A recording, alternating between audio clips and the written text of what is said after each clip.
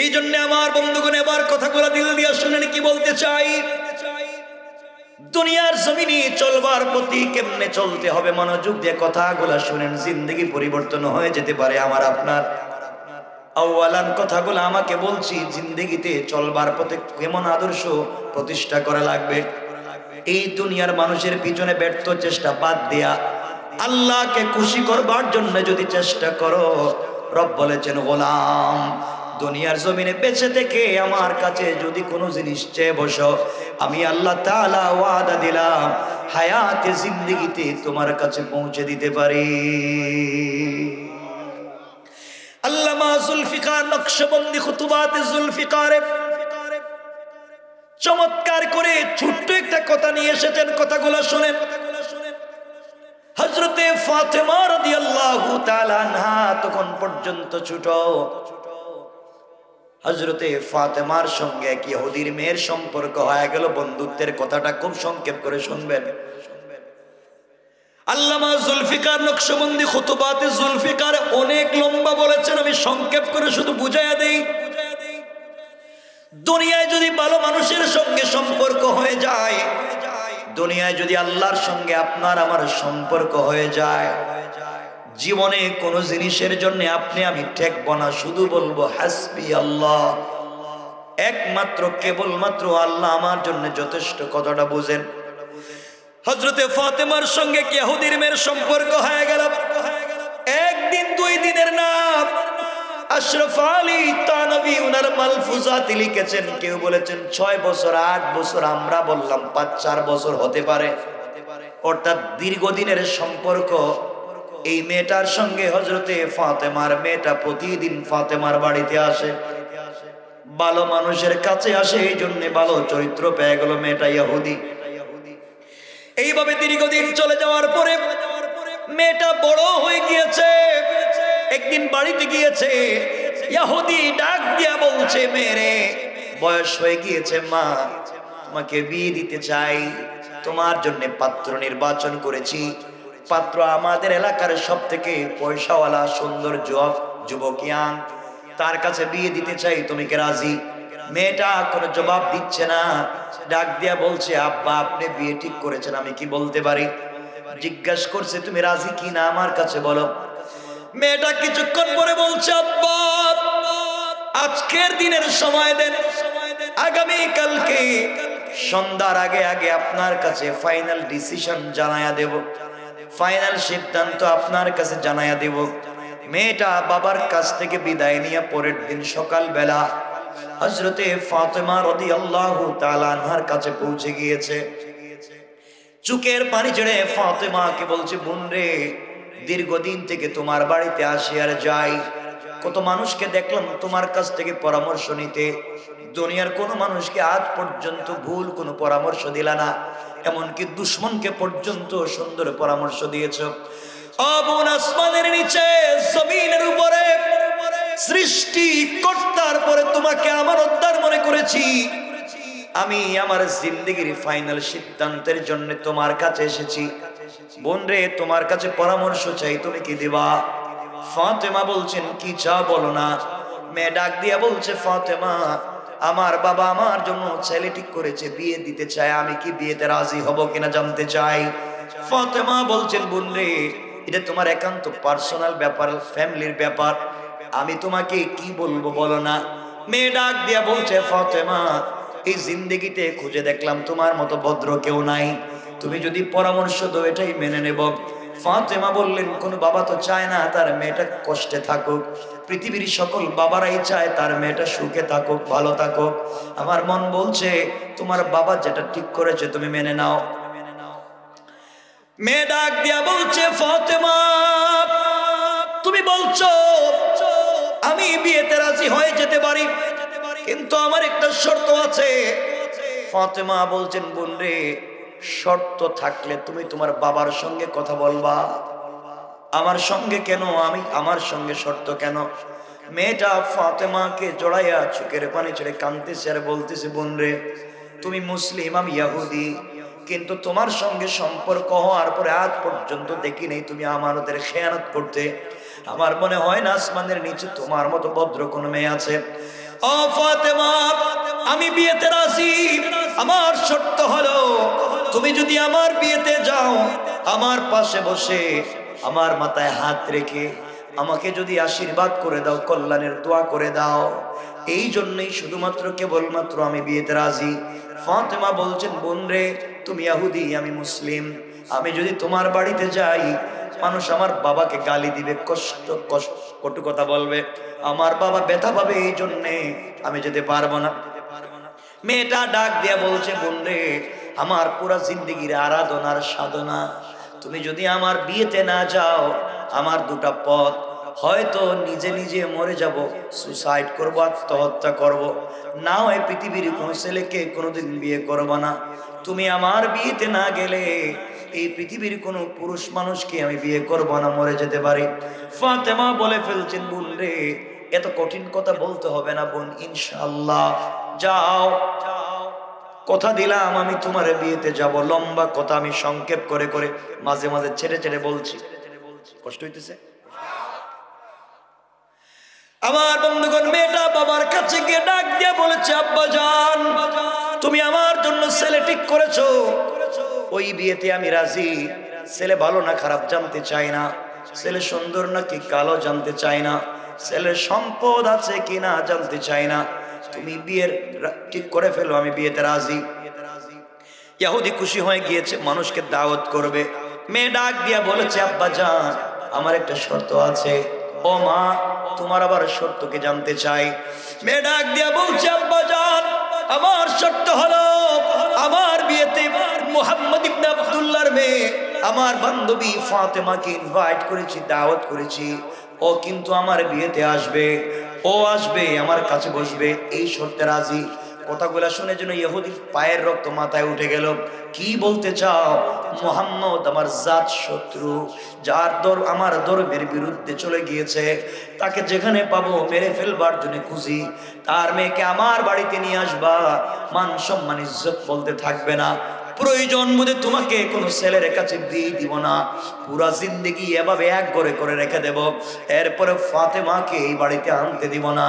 আমার বন্ধুগণ, মেয়ে ডাক দিয়া বলছে, আব্বা জান, আপনি যদি বাড়িতে ফাতেমাকে আসতে বাধা দেন, আমিও তোমাকে স্পর্শ করে শপথ করলাম, মরে যেতে পারি, পৃথিবীর কোনো পুরুষ মানুষকে বিয়ে করব না।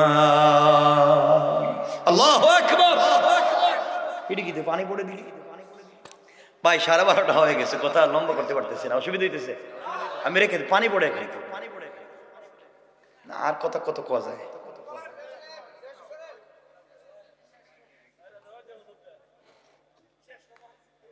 আমার বন্ধুগণ, কথাগুলো শুনেন কি বলতে চাই।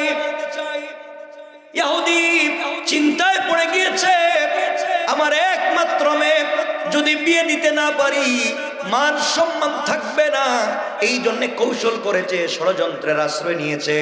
ফাতেমাকে আটকাবার জন্যে তার মেয়েটাকে ডাক দিয়ে বলছে, মেয়েরে ফাতেমা এই বাড়িতে বিয়েতে আসবে, আমার কোনো বাধা নাই, আসতে পারে, কিন্তু আমার একটা শর্ত আছে, তোমার বিয়েতে যারা আসবে তারা যে সোসাইটি বিলং করে, যে সামাজিক শিষ্টাচার লক্ষ্য করে, তোমার বিয়েতে যারা আসবে সবাই তো পয়সাওয়ালা টাকাওয়ালার ছেলে মেয়েরা আসবে। মোহাম্মদ গরিব মানুষ, 3 বেলা 1 বেলা খাবার দিতে পারে না, তার মেয়েকে নতুন সুন্দর পোশাক দিতে পারে না। ফাতেমা যদি এই বাড়িতে আসতে হয়, পুরাতন ছেঁড়া কাপড় পরে আসতে পারবে না, একটা নতুন পোশাক পরে সামাজিকতা রক্ষা করে আসতে হবে। ইহুদির কৌশল হলো, কাপড়ের কথা বললে ফাতেমা কাপড়ও পাবে না, আসতেও, কথা বলেন, আসতেও কাপড়ও পাবে না, আসতেও পারবে না। আমার আল্লাহর সাথে সাথে সিদ্ধান্ত দিলেন, ইহুদিরে তুই ষড়যন্ত্র করলে ফাতেমাকে আটকাবে, আর আমি আল্লাহ তাআলা সিদ্ধান্ত নিলাম ফাতেমাকে পাঠাবো। আল্লাহু আকবার। আল্লাহ কোরআনে কারিমে বলছেন, ওয়া মাকারু ওয়া মাকারাল্লাহ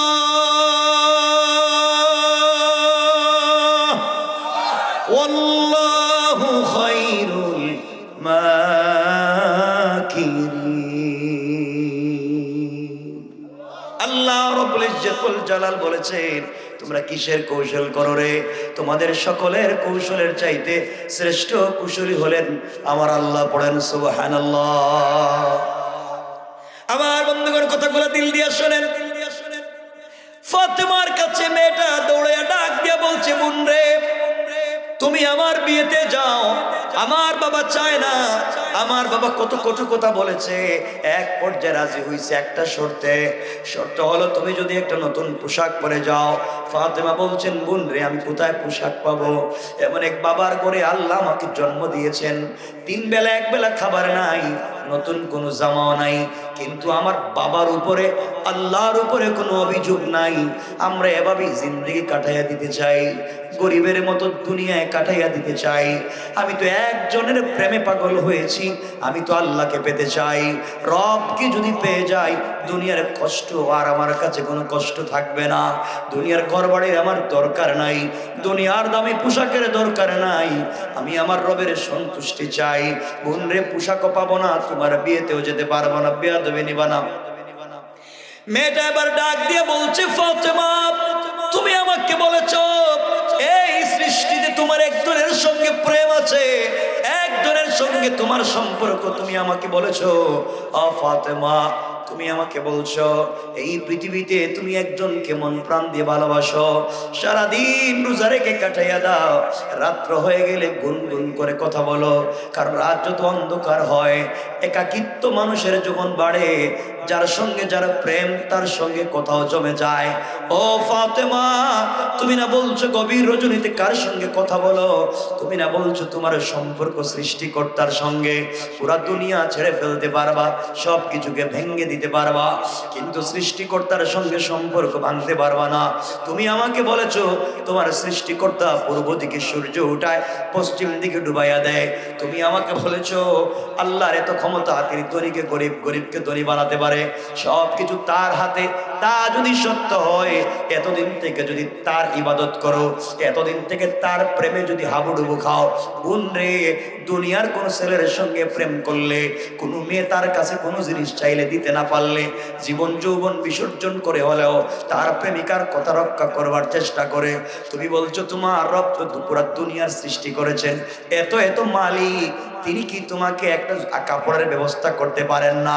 ও ফাতেমা, তুমি যদি তোমার আল্লাহর কাছ থেকে একটা কাপড়ের ব্যবস্থা করতে পারো, আমি কথা দিলাম ওই সময় আমিও কালিমা পড়ে মুসলমান হয়ে যাব।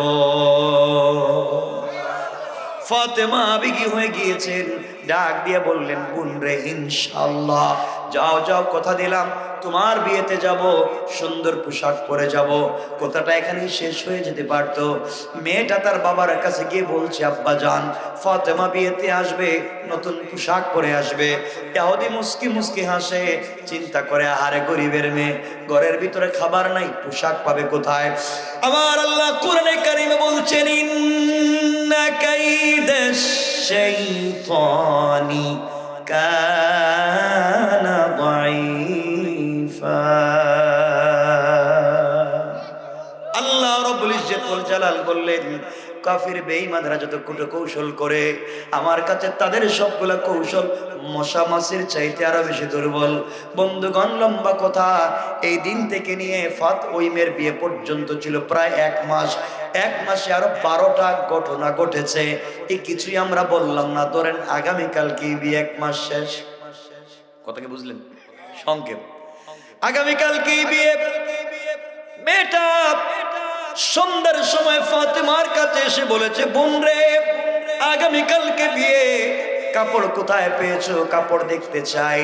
ফাতেমা বলছেন, বোন রে, আমি তো ভুলে গিয়েছি, কাল যে তোমার বিয়ে, আমার তো মনেই নেই, কাপড় নাই। মেয়ে ডাক দিয়া বলছে, ফাতেমা, আজ পর্যন্ত কাপড় নাই, তাইলে তুমি বিয়েতে কেমনে যাইবা? ফাতেমা মেয়েটার মাথায় হাত রেখে বলছেন, টেনশন করো না, লা তাহজান, বোন রে, যা যা, টেনশন করিস না, আমার সঙ্গে আছেন আমার আল্লাহ। আমার বিশ্বাস এখনো 1 রাত বাকি আছে, রব চাইলে মুহূর্তের ভিতরেই সবকিছু পরিবর্তন করে দিতে পারেন। কোন ঠিক কিনা? আমার বন্ধুগণ, যে কথা থেকে শুরু করেছিলাম, সেজদায় গিয়ে রবের সঙ্গে কথা বলতে হয়। গভীর রজনীতে ফাতেমা সেজদায় গিয়ে মাথাটা সেজদায় দিয়ে চোখের পানি ছেড়ে ডাক দিয়া বলেছে, আল্লাহ, এতদিনের সম্পর্কে আজ পর্যন্ত তোমার কাছে কোনো জিনিসের আবদার করি নাই। আয় আল্লাহ তাআলা, আজ তোমার কাছে একটা জিনিসের আবদার করতে চাই। তোমার কাছে কোনো জিনিস চাইলাম না আল্লাহ, এভাবেই জিন্দেগি কাটাইয়া দিতে চাই। আখেরাতে তোমাকে পেয়ে গেলে আমার কোনো কষ্ট নাই। এতদিনের সম্পর্কে আজ আমি তোমার কাছে একটা জিনিসের আবদার করতে চাই। এটা ফাতেমার চাহিদা পূরণের জন্য না, ফাতেমার সৌন্দর্য বাড়াবার জন্য না, ফাতেমাকে আকর্ষণীয় দেখাবার জন্য না। আল্লাহ, আমার বাবা দ্বীনের দাওয়াত নিয়ে মানুষের বাড়িতে বাড়িতে যায়, কিন্তু আমি মেয়ে হওয়ার কারণে যেতে পারি না। আয় আল্লাহ তাআলা, তুমি আজকে আমাকে একটা কাপড়ের ব্যবস্থা করে দাও, একটা পোশাকের ব্যবস্থা করে দাও। ওই কাপড় পরে আমি ইহুদির মেয়ের বিয়ে বাড়িতে যেতে চাই। এটা যেন দ্বীনের দাওয়াত হয়ে যায়, তাবলীগের কাজ হয়ে যায়। আয় আল্লাহ, এমন একটা পোশাক আমাকে দান করবা, ওই পোশাক পরে ইহুদির মেয়ের বিয়ের বাড়িতে যাওয়ার পরে এই বাড়িতে যত মহিলারা আসবে, সকল মহিলারা যেন আমার কাপড়ের দিকে তাকায়া কালিমা পড়ে মুসলমান হয়ে যায়। আমার বন্ধুগণ, সংক্ষেপ ফাতেমা চোখের পানি ছেড়ে কাঁদলেন, সেজদার থেকে মাথা উঠাইয়া দিলেন। হঠাৎ করে ঘরের ডান কর্নারে তাকাইয়া দেখে দুইটা কাপড়ের প্যাকেট রাখা। কি রে, এই রজনীতে ঘরের কর্নারে কি রাখা? দুইটা প্যাকেট হাতে নিলেন, কিছুই বললেন না, দৌড়িয়া চলে গেলেন আমার আপনার রাখা, আমার আপনার সকলের প্রিয় বিশ্ব নবী সরকারে কায়নাতের কাছে। ডাক দিয়া বলছে, আব্বাজান, আল্লাহর কাছে সেজদায় পড়ে কাপড়ের আবদার করেছি, ঘরের দরজা জানালা বন্ধ ছিল, আব্বাজান কে রাইখা গেছে বুঝি না, দুইটা কাপড়ের প্যাকেট আপনি দেখেন না। আল্লাহ রসুল প্যাকেট গুলো হাতে নিলেন, একটা প্যাকেট খুললেন, খুলে দেখেন একটা প্যাকেটের ভিতরে সালোয়ার কামিজ, আর একটা প্যাকেটের ভিতরে দেখেন উড়না, অর্থাৎ তিনটা কাপড়। জান্নাতি মহিলাদের কাপড় হবে তিনটা, সালোয়ার কামিজের ওড়না। তিরমিজিতে উড়নার দাম কত হবে, লম্বা লম্বা হাদিস বর্ণনা করা হয়েছে। আল্লাহ রসুল দেখেন উড়নার মধ্যে স্টোন দিয়া, গ্লাসের টুকরা দিয়া, পাথরের টুকরা দিয়ে ডিজাইন করা। কাপড়টা খুলতেই মেশকে আম্বরের গ্রান বের হয়েছে। পৃথিবীর কোন ডিজাইনারের সঙ্গে ডিজাইন যায় না। আল্লাহ রসুল বলছেন, ফাতেমা কে রাইখা গেল? এই ডিজাইনের কাপড় তো দেখি নাই, এই সুতার কাপড়ও দেখি নাই, কে রাখছে আমি তো বুঝতে পারি না। এমন সময় কে যেন দরজায় নক করলো। আল্লাহ রসুল বলছেন, কে রে, এত রাত্রে কে আসছো? বাহির থেকে আওয়াজ আসছে, ইয়া রাসূলুল্লাহ আনা জিবরাইল। জিবরাইল, এত রাত্রে কেন আসছো? আল্লাহ আপনাকে সালাম দিয়েছেন, কিছু কথা বলতে আমাকে বলছেন। ফাতেমা ঘরের ভিতরে চলে গেলেন। জিবরিল আমিন হাজির হয়ে বলছেন, ইয়া রাসূলুল্লাহ, আপনার মেয়েকে খাবার দিতে পারেন নাই, আপনার মেয়েকে ঘর দিতে পারেন নাই, আপনার মেয়েকে পোশাক দিতে পারেন নাই, এমন আদর্শ শিক্ষা দিয়েছেন। এই বাঙ্গা করে না খায়া ফাতেমা ঘরের ভিতরে থাইকা আল্লাহর সঙ্গে এমন সম্পর্ক করেছে, রবের সঙ্গে এমন তাল্লুক তৈরি হয়েছে, আল্লাহর কাছে সেজদায় পড়ে একটা কাপড়ের আবদার করেছে। আমি এত দূরে ছিলাম সিদরাতুল মুনতাহায়, রব বলে দিয়েছেন ডাক দিয়া, জান্নাতুল ফিরদাউস থেকে ফাতেমার জন্য পোশাক নিয়ে এসেছি। আল্লাহু আকবার। আমার বন্ধুগণ, লম্বা কথা, জিবরিল আমিন চলে গেলেন। আল্লাহর রাসূল ফাতেমাকে ডাকলেন, কাছে বসাইলেন, হাউমাউ করে কাঁদলেন। আরে মা, মেরা মা মরে যাওয়া মেয়ে, মা নাই, আমার মেয়েটা কেমন সম্পর্ক রবের সঙ্গে। ও মা, আমি না তোমারে খাবার দিতে পারি নাই, আমি না তোমাকে কোনোদিন পোশাক দিতে পারি নাই, বাবার কাছে কোনোদিন চাইলা না, এমন শিক্ষা দিছি তুমি বুঝতে পারছো বাবার কাছে চাইয়া লাভ নাই। বাবারে যে চালায়, বাবারে যে নবী বানাইছে, তার সঙ্গে তোমার পরিচয় হয়ে গিয়েছে, তুমি তার কাছ থেকে আদায় করে নিছো। ও ফাতেমা, যাও যাও, আগামীকালকে ইহুদির মেয়ের বিয়ে বাড়িতে যাইবা, পর্দার সঙ্গে যাইবা। ফাতেমা তো এমনি পর্দার সঙ্গে যাবে। আল্লাহ যাকে সাইয়্যিদাতুন নিসাই আহলিল জান্নাহ বানাতে চায়, আল্লাহ তাআলা যাকে হাসান হুসাইনের মা বানাতে চায়, আল্লাহ যাকে হযরতে আলীর স্ত্রী বানাতে চায়, ওই মেয়েটা তো এমনি তো পর্দানশীল, গোটা দুনিয়ার থেকে দামি, পর্দা তো করবেনি। আল্লাহ রাসূল বলে দিয়ে উম্মতকে শিক্ষা দিলেন, কারণ উম্মতের নারীরা যেই দিন নতুন পোশাক পরে, ওই দিন কিন্তু পর্দা করেনি। নতুন পোশাক পরে বিয়ে বাড়িতে যায় পর্দার সাথে, নতুন পোশাক পরে পর্দা করলে তো পোশাকই দেখা যাবে না, লিপস্টিক দেখা যাবে না, হিল জুতো দেখা যাবে না, তাহলে আর এগুলা করে লাভ কি? এজন্য এরা এগুলা করে না। এই জন্য আল্লাহ রাসূল বলছেন নতুন পোশাক পরলে পর্দা করো। কি করো? করেনি আপনার এলাকার মেয়েরা? কেন বসে রয়েছেন কেন? আজকে গিয়েই বউরে কইবেন, কি রে তুই পর্দা করস না কেন? কারণ একটা নারী জাহান্নামে গেলে 4 পুরুষ জাহান্নামে যাবে, এটা মাথায় রেখেন। এক নারী জাহান্নামে গেলে কয়জন যাবে? 4 যাবে, যাবে যে যাবেই যাবে। কষ্ট হচ্ছে?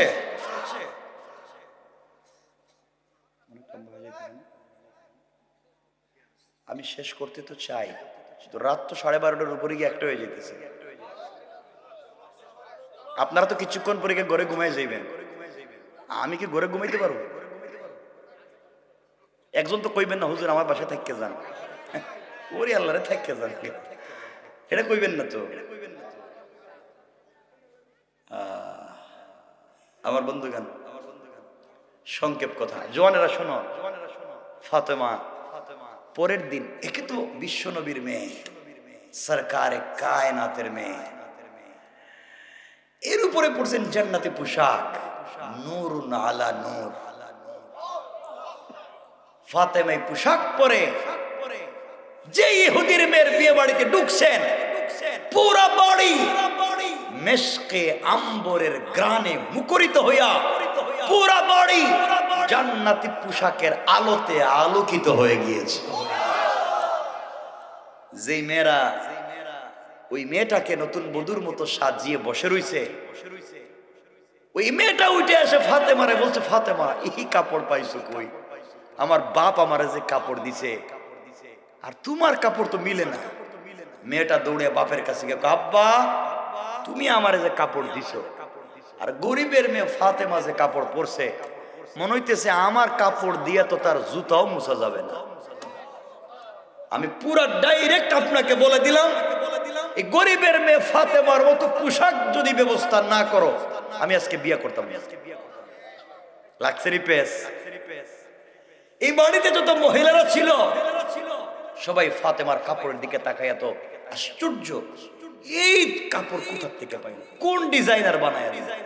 ফাতেমার কাছে জিজ্ঞেস করে, ফাতেমা এই কাপড়টা কই পাইছো? ফাতেমা প্রথমে বলছেন, এটা আমি কিনে আনছি। কি করছি? কিনে আনছো মানে? কোন মার্কেট থেকে কিনছো? আমরা তো কিশোরগঞ্জে সব মার্কেট চিনি। কতক্ষণ লাগে? তুমি কোন মার্কেট থেকে কিনলা? তুমি তো রাস্তাঘাটও চিনো না। ফাতেমা বলছেন, এমন মার্কেট থেকে কিনছি তোদের বাপ দাদা এই মার্কেটের নামও জানে না। আল্লাহু আকবার বললেন না? মহিলাদের জেদ কম না বেশি? দেখছো নি গরিবের মেয়ে থ্রেড দেয়, সব মহিলারা গিয়া জামাইদেরকে বলছে একজনও খাইতে পারবে না, খাবার বন্ধ। আগে ফাতেমার মতো কাপড় নিয়ে আসবা, এরপরে বিয়ে বাড়িতে খাইবা। আমাদেরকে তো বড় থ্রেড দিছে। পুরুষেরা হে কাপড়ের গ্রান শুনে কয় হাল্লা রে, মরলেও তো এটা খুঁজে পাইতে। আল্লাহ আকবার বললেন না? ফাতেমারে জিগায়, বোন সত্যি করে কোন মার্কেট থেকে কিনছো? আরে না আমি কিনছি কোথা থেকে, এটা আমার আমার আমার যে প্রেমিক, আমি যারে ভালোবাসি, হে আমারে গিফট করছে, গিফট। সুবহানাল্লাহ, কেউ আসতে কইলেন? মহিলারা কই এটা কি কয়? যার সাথে প্রেম এত দামি, আমাদের তো প্রেম আছে, আমাদের তো প্রেমিক বল্টুর ছেলে তো 2 টাকার বাদামও কিনে দেয় না, আর দেও যদি হে ওরটা খায়া বলা, তার ওরে এত দামি পোশাক দিল, ব্যাপার কি? আমি কিন্তু এত রাত্রে কথা বলি না, আমি 9টায় বসলে 12টায় রেখে দিই, যখন বসাইবেন 12টায় রেখে দিই। আমি এখন অত রাত্র হয়েছে, কারণ একদিন 12টার পরে কথা বললে পরের দিন ক্ষতি করে। নিজে বডিতে যে নার্ভ গুলো আছে, নার্ভ, যারা মেডিকেল সায়েন্সে পড়েছে, নার্ভ 12টার পরে কোষগুলা বসে যায়, বডির নার্ভ গুলা বসে যায়, ওগুলাকে জোর করে জায়গায় রাখতে হয়। এটা অন্যায় বডির সঙ্গে। কথা বুঝতে পারলেন? করে লিতাম ঠিক, তাইলে সাইরা দিমু। তাহলে আমি কথা বলতেছি শুনুন, আমি যখন রাইখা দিব কে কিছু বলবেন ইনশাল্লাহ, কথা বলতেছি তো রাইখা দিলে কিছু বলবেন না ইনশাল্লাহ। এই তো লাইনে আইছেন, এটার নাম ওয়াদা। আল্লাহ রাসূল বুখারীর হাদিসে বলছেন ওয়ালা দীন লিমান লা আহদালা, যারা ওয়াদা দিয়ে ওয়াদা রাখে না এদের কোনো ধর্ম নাই। এর মানে আমি রাইখা দিলে কিছু কইতে পারবেন না, ওয়াদা তো আগে দিয়া ফেলাইছেন। মানে আমি কম চালাক না তো। আমার বন্ধুগণ কথাগুলো দিল দিয়ে শুনেন কি বলতে চাই। বাড়ির ভিতরে যখন হট্টগোল শুরু হয়েছে, এমন সময়ে সকল মহিলারা ফাতেমার সামনে এসে চোখের পানি ছেড়ে ছেড়ে ডাক দিয়া বলে, ফাতেমা, আর তুমি আমাদেরকে এভাবে আর কত ছোট করবা? বলো না কোন জায়গা থেকে কাপড় কিনছো, কোন মার্কেট থেকে? ফাতেমা বলছেন, বোন রে, আমি যেই মার্কেট থেকে কাপড় কিনছি মার্কেটও চিনবা না, যেই দোকান থেকে কাপড় কিনছি দোকানও চিনবা না, এই দোকানে যে রাস্তা দিয়ে গিয়েছি ওই রাস্তাও তোমরা চিনবা না। মহিলারা বলছে, ফাতেমা বলো না, বলো, শুনতে চাই, কোন মার্কেট থেকে কাপড় কিনলাম?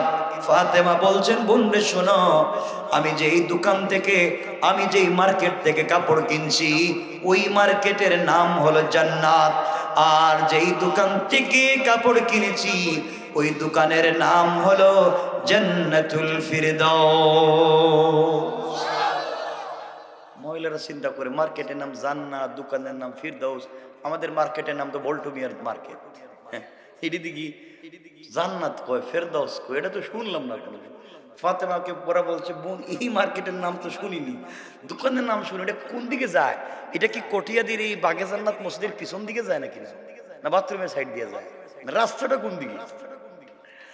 ফাতেমা বলছেন, শোনো, এই মার্কেটে যাওয়ার জন্য একটা মাত্র রাস্তা আছে, এই রাস্তা কেউ জানে না, এটা স্পেশাল একটা রাস্তা। এই রাস্তা হলো ইহদিনাস সিরাতাল মুস্তাকিম। ও মহিলারা, সিরাতে মুস্তাকিমের রাস্তা দিয়ে যদি চলো রে, সামনে গেলে জান্নাত নামক মার্কেট পাইবা, ওখানে গেলে জান্নাতুল ফিরদাউস নামক দোকান পাইবা, ওখানে গেলে আমার মালিক, আমার প্রেমিক আল্লাহকেও পাইবা, ওখানে গেলে পরে তার সঙ্গে যদি সম্পর্ক হয়ে যায় আমার চাইতে আরো দামি দামি কাপড় পাইবা। মহিলারা ডাক দিয়া বলছে, ফাতেমা, এই রাস্তা কোন দিকে যায়? ফাতেমা বলছেন, বোন রে, এটা ভিআইপি একটা রাস্তা, সিকিউর রাস্তা, সিকিউরিটি দেওয়া আছে, এই রাস্তা দিয়ে যে কেউ চাইলে যেতে পারবে না, এই রাস্তা একটা ভিআইপি রাস্তা, রাস্তা দিয়ে যারা চলবে তাদের আইডি কার্ড লাগবে, পরিচয় পত্র লাগবে, আইডি কার্ড ছাড়া এই রাস্তা দিয়ে কাউকে যেতে দেওয়া হবে না। আইডি কার্ড থাকলেই শুধু হবে না, আইডি কার্ড তো লাগবেই, এবং আইডি কার্ডের মধ্যে কিছু গোপন পিন নাম্বার আছে, এই পিন নাম্বার গুলা মনে রাখতে হইবে। যদি এই পিন নাম্বার মনে না থাকে, বুথে গেলে কার্ড মারলে যেভাবে পয়সা পাওয়া যায় না, কার্ড থাকলে হবে না, পিন নাম্বার মনে রাখা লাগবে। মহিলারা বলছে, ফাতেমা বলো না আইডি কার্ড কি, পিন নাম্বারটা কি? ফাতেমা বলছেন, শোনো, এই আইডি কার্ডের নাম হলো ইসলাম, আল্লাহু আকবার, আর পিন নাম্বার হলো লা ইলাহা ইল্লাল্লাহু মুহাম্মাদুর রাসূলুল্লাহ। ও মহিলারা, লা ইলাহা ইল্লাল্লাহ নামক পিন নাম্বার যদি মনে প্রাণে ধারণ করতে পারো রে, ইসলাম নামক আইডি কার্ড যদি সঙ্গে রাখতে পারো, সামনে গেলে সিরাতে মুস্তাকিম নামক রাস্তা তো পাইবা, ওই রাস্তা দিয়া চললে জান্নাত নামক মার্কেট পাইবা, ওখানে গেলে জান্নাতুল ফিরদাউস নামক দোকান পাইবা, ওখানে গেলে পরে আমার চাইতে আরো দামি দামি কাপড় পাইবা। মহিলারা ডাক দিয়ে বলে, ফাতেমা, আমরা এই মার্কেটে যাইতে গেলে যে রাস্তাঘাটের নাম বলছেন, এই পিন নাম্বার, এই আইডি কার্ড, এটা কোন ইউনিয়নের চেয়ারম্যান দেয়? কেউ তো দেয়, একজন দেয়। ফাতেমা বলছেন, বুন্দি জায়গা মতো আইসো, এটা দুনিয়ার কেউ দেয় না, এই আইডি কার্ড পৃথিবীর কেউ বিতরণ করে না, এই আইডি কার্ড বিতরণ করেন একমাত্র আমার আব্বা। তোমরা আমার বাপকে দেখতে পারো না, তোদের বাপ দাদারা আমার বাপকে দেখতে পারে না, অথচ এই মালিকের সঙ্গে সম্পর্ক করার আইডি কার্ড একমাত্র আমার বাবার হাতে, এই পিন নাম্বার আমার বাবার হাতে। সুতরাং এই জায়গা পর্যন্ত যদি যেতে হয়, কালিমা পড়তে হবে, ইসলাম কবুল করতে হবে, সিরাতে মুস্তাকিমে চলতে হবে। সামনে শুধু চললেই হবে, জান্নাত পাওয়া যাবে, মালিকের সঙ্গে সম্পর্ক হয়ে যাবে।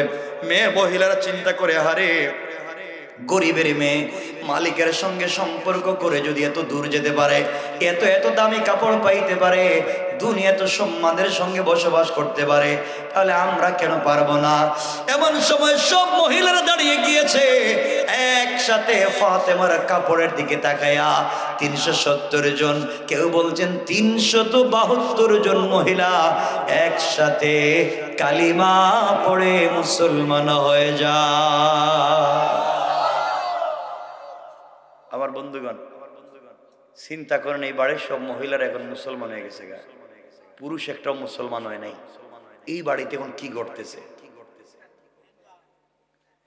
যেই মেয়ে বিয়ে করার কথা আজকে, এই মেয়ে মুসলমান হয়ে গেছে, কিন্তু তার স্বামী মুসলমান হয় নাই। কি চলতেছে এই বাড়ির? বর্তমানে কি অবস্থা চলতেছে? ফাতেমার কাপড়টা বর্তমানে কই আছে? কারণ ইউসুফ আলাইহিস সালামকে আল্লাহ একটা কাপড় দিছিলেন, ওইটা কই? ইব্রাহিমকে নমরুদের আগুনে একটা দিছিলেন, ওইটা কই? সবগুলোই আছে, আছে না নাই? আছে। ফাতেমাকে একটা পোশাক দিয়েছিলেন, ওইটাও আছে। কোথায় আছে? কইতাম না। বিয়ে বাড়ি থেকে ফাতেমারে নিজের বাড়িতে নিতাম না, আর এই বাড়ির গেঞ্জামও শেষ করে দিতাম না, এখানে রেখে দিলাম। হ্যাঁ, আর কইতাম না। হ্যাঁ, এমনি ভাই কইছিল 10:30টায়, দিছে আমার 11টায়। প্রথমেই তো কথাই আমার ঝামেলা হয়েছে, এরপরে বসে এতক্ষণ কথা কইছে, কইছিল 20 মিনিট কম। যতক্ষণ বলছি ততক্ষণ আলহামদুলিল্লাহ একটা জায়গায় এই বাড়িতে গেঞ্জাম চলতেছে, আপনারা তাড়াতাড়ি গেঞ্জাম শেষ করবেন কেমনি? সময় লাগবে না? গেঞ্জাম শেষ করতে হইব, দুই পক্ষ শেষ করতে হইব, বিয়ে শাদীর ব্যাপার আছে, ফাতেমারে নিয়েই তৈব। তিনি কেমনে ইজ্জতের সাথে বাড়ি পর্যন্ত আসবেন? আর পোশাকটা বর্তমানে কই আছে? ব্যাপার সেবার আছে তো। আজকে কইতাম না, যা কইছি রাত্রে 1টা পর্যন্ত, আর না ভাই। এই যে এতক্ষণ বলে সিরাতে মুস্তাকিমে আসলাম, এই সিরাতে মুস্তাকিমে চলতে গেলে আপনাকে আমাকে কি ভিউ তৈরি করতে হবে? আল্লাহ তাআলা সুযোগ করলে কেউ না কেউ আপনাদেরকে বুঝাই দিবেন, হয় আমি না হয় অন্য কেউ। আল্লাহ তাআলা আমাদের সকলকে কবুল করুক। আমার জন্য দোয়া চাই।